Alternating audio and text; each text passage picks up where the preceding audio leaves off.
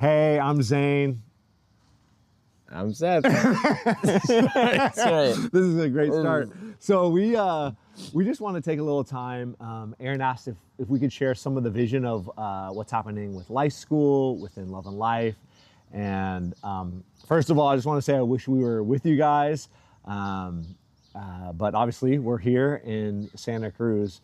So maybe I don't fully wish that I was in Minnesota. Although my family and I have lived last 10 years in Minnesota, and for the last couple, we've been coming back and forth from Minnesota to Santa Cruz, really with this vision of starting Life School, with the vision of what it looks like to raise up missionaries, regardless of vocation, to serve in the context of his church worldwide. And so I thought we'd maybe just spend a little time. I wanted to share just a bit about like what Life School is, kind of a small bit of how it came about, and then even hear from Seth, kind of his experiences, maybe the good, the bad, the ugly, plenty of all of that, as we really do feel like we're building the plane in the air, so to speak.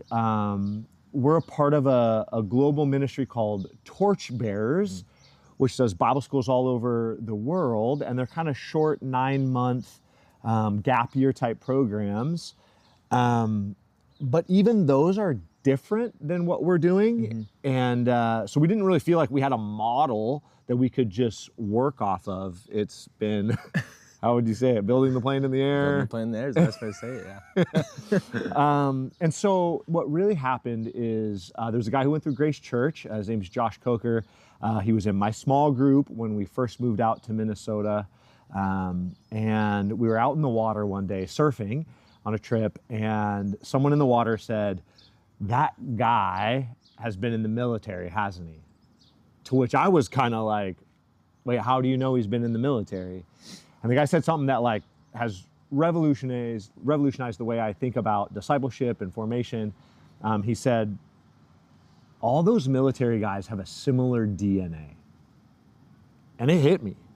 Like, if the United, they kind of do, right? Yeah. There's a way about someone who's been through that program. And I was like, if the United States military, through the means of basic training, can take a civilian and turn them into a soldier in 8 weeks, then why not the church? And I get that some people don't like the idea of a civilian to soldier, but the Bible uses it. And at least this idea of a new DNA, a person being forever recognizable by their love, joy, peace, patience, kindness, goodness, gentleness, faithfulness, self-control, fruit of the root of their life after being a part of an 8-week intensive. And so that's really where Life School was birthed, is this idea of an 8-week intensive. You know, not all students can take a gap year after their high school before they go off to college or before they go into their career. But the idea of a gap summer, the summer between your senior year in high school and your freshman year in college, which I think the recent studies have said that it's 3 out of 4 Bible-believing, church-attending teenager who will fall away from their faith by their senior year in college. And I think my heart was like, man, we don't want just students to survive college, but to thrive in college. And what if college could be like one of the greatest missions trips, where after a person graduates high school, they go through a time of formation and training to be launched into college and then to their career, to live on mission regardless of vocation. And I think, Seth, like when you hear about that idea of like living on mission regardless of vocation, like what has that meant to you as what we're putting together with Life School? Yeah. I think it's weird because this idea of a life on mission, an intensive training, it's kind of weird because the whole thing's about just living life, right? That this is actually what life was supposed to be, that Jesus created us, that he gave us this gift of a full life. The whole thing is built around John 10:10, that the thief came to steal, kill, and destroy, but I have come that you may have life and life to the fullest. I think about my life as a Christian most of my life growing up, and there's this part in John 4, the woman at the well, and And Jesus tells this woman everything about her, right? And she's like, holy cow, you are the Messiah. And so she goes back to town and starts telling everyone, right? Yeah. And they believe because of the woman's testimony. And then those town people actually go and they hang out with Jesus for 2 days. And then they say something to the woman, and it kind of blows my mind every time. Yeah. They say, before we believed because of what you told us, but now we believe because we've heard for ourselves that this really is the Savior of the world. Sometimes I wonder if a lot of people in our church, at least for me, I heard someone else's testimony, and I believed, but I never got to experience Jesus for myself. And so I wonder if we use all these cool words and like this, almost energy to get people excited, which I think is needed, and I think it's good because the Christian life is an adventure. It is an on-mission thing. But it was also the only intent for how life was supposed to be lived, I love that. And it is kind of part of why we call it life school. Yeah.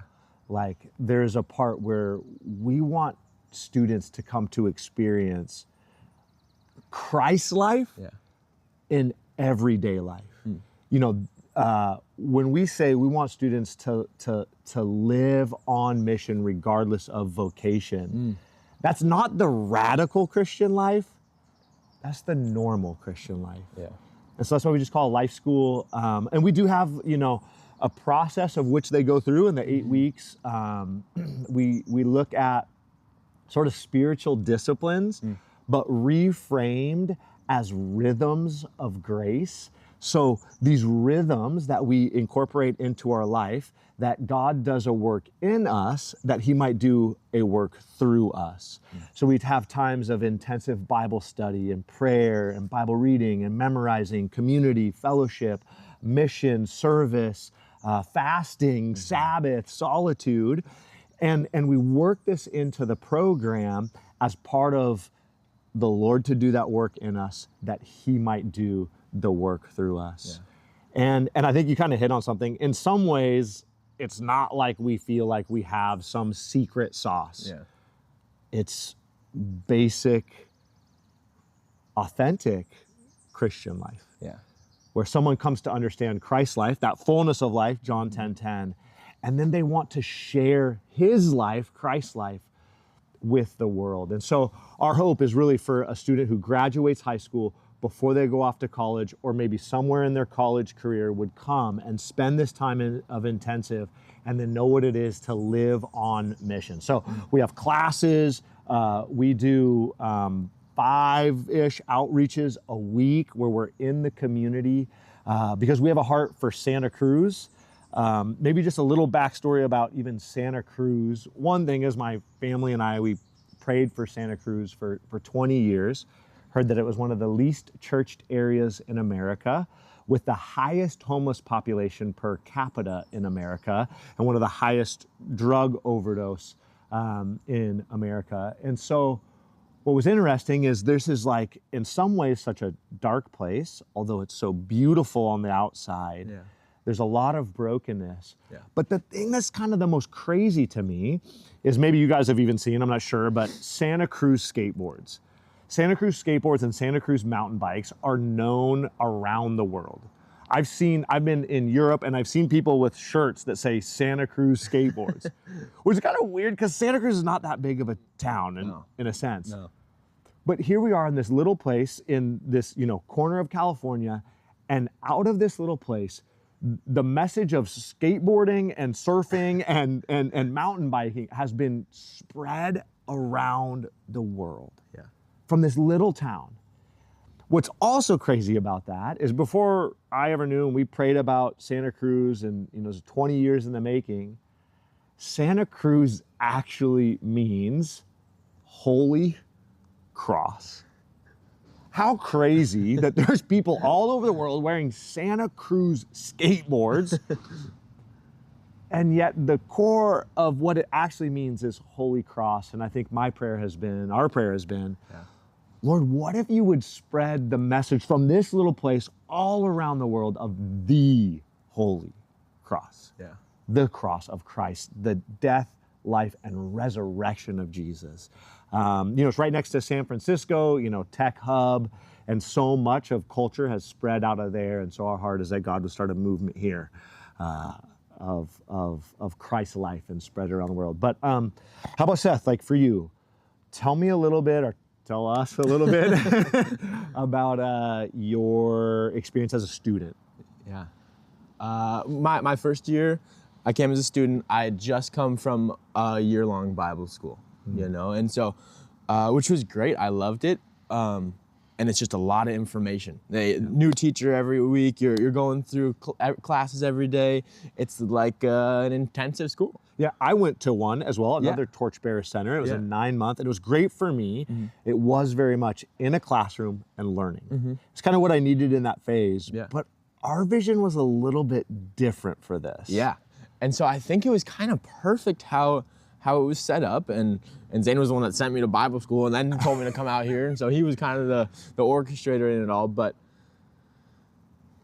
I finished that year of Bible school, and I did feel like, I'm smarter, but my faith still feels the same, And so I was excited, like I was kind of in a season of life where I was trying to figure out what's missing in my faith. And I was like, okay, well maybe I'll go to life school because I'm not doing enough, so I'll go share my faith a bunch. And which is actually the point, but I think in my heart it was wrong, because I thought it was about doing it, right? I thought it was about doing more stuff. And then what I learned when I got here was it wasn't that I wasn't doing enough, but I don't think I ever had gotten to see God really move before that, like in a really tangible way. Like I got to come, and the cool thing about life school is we get thrown into like weird situations. We go to the Tenderloin district in San Francisco where it's gnarly. Yeah, like square mile of one of the highest density of homeless populations in America. Yeah, I mean, people walking around with machetes and screwdrivers, anything to shank someone. And it's crazy, just people ODing all over the ground. Like, it's super bad. And then we're like, all right, great, go talk to them. And, a bunch of 18-year-old kids. And it kind of makes you have to take that step of faith. Like a step of faith that I don't think I had ever gotten to take before. Where you're like, God, you have to do something because I don't know how to. I don't have what it takes. I don't have what it takes. Yeah. These people aren't even cognizant of most stuff. They don't want to have a conversation with you. They've heard it all. God, what can I give these people that they haven't already heard, And it makes you go, God, I need you, And so my mindset, when I say my mindset was wrong, it wasn't because what we were doing here was bad, but it was because I thought it was about doing more stuff. But I came and I got to experience God actually moving through me, the life in and through me. And I think that's our hope Yeah. with Life School is for people to encounter the resurrected life of Jesus Christ. Yeah. And so we have all these different experiences and things to hopefully facilitate that. And then in the hopes that this 8-week intensive would create that new DNA, that wherever they go, regardless of vocation. So our heart is we want to see, missionaries, regardless of vocation, the next doctor, lawyer, accountant, teacher, carpenter, to see, I am called by God to live as a representative of the resurrected Jesus Christ. The reason why we say vocation, not occupation, because vocation comes from the word vocal, to be called. And so could the next, just as much as the pastor, preacher, evangelist, typical missionary, believe they are called by God, could the next doctor, lawyer, accountant, teacher, politician, physician see that I'm called by God into this field to live as a representative of the resurrected Jesus Christ. I think that's really Life School. I don't know if you had anything else you want to say, but thank you. Yeah. Thank you for allowing us to share. Again, we do wish we could be with you guys and share more in person and have questions and answers and talk through that. But thank you for you know, a lot of you guys have had impact in my life or in Seth's life. And so, yeah, thanks. I would say we do have opportunities for people to join in what God is doing through Life School. Yeah. First and foremost, pray. Please. Maybe even after this video, if you guys would spend some time praying, if I could be so bold to ask. Students show up in 3 weeks. Yeah. 3 weeks, and then we're going. Yeah, and we hit the ground running, so it's full on. So we need people, prayer warriors. You could sign up to our newsletter. I could send that in a link, I think, when we send the video, that we keep, you know, prayer updates throughout the summer, because we do need people praying with us. Even with students coming, we have some students who can't afford it, and we tell them come anyways. Seth's gonna pay for them. It's only a problem because we don't really pay Seth. So yeah, if the Lord were to stir in your heart to partner with maybe even sponsoring a student or praying for the students. Some of our students are raising support to come here. So pray for the students, pray for our staff.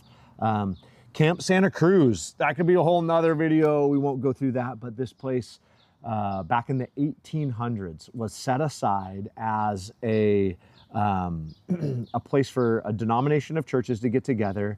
And they were some of the first to send missionaries to the Philippines. Yeah. Which is crazy because kind of over the years, it's become more of a facility that's almost like an Airbnb camp where other groups can come and rent it. There's only like some part-time staff here, and but no one like works camp. We literally just rent buildings, but it's cool to even see how they're being kind of reclaimed for that missional purpose. So you can pray for camp. Pray for Santa Cruz. You know, we have staff now living here year round, doing ministry, partnering with churches, coming alongside other believers. So yeah, or we've done some building projects. We've had people actually from this Bible study come out and do work here at camp. There's plenty to be done. We set up, you know, week-long slave labor, volunteer work days. And so we could use your help there.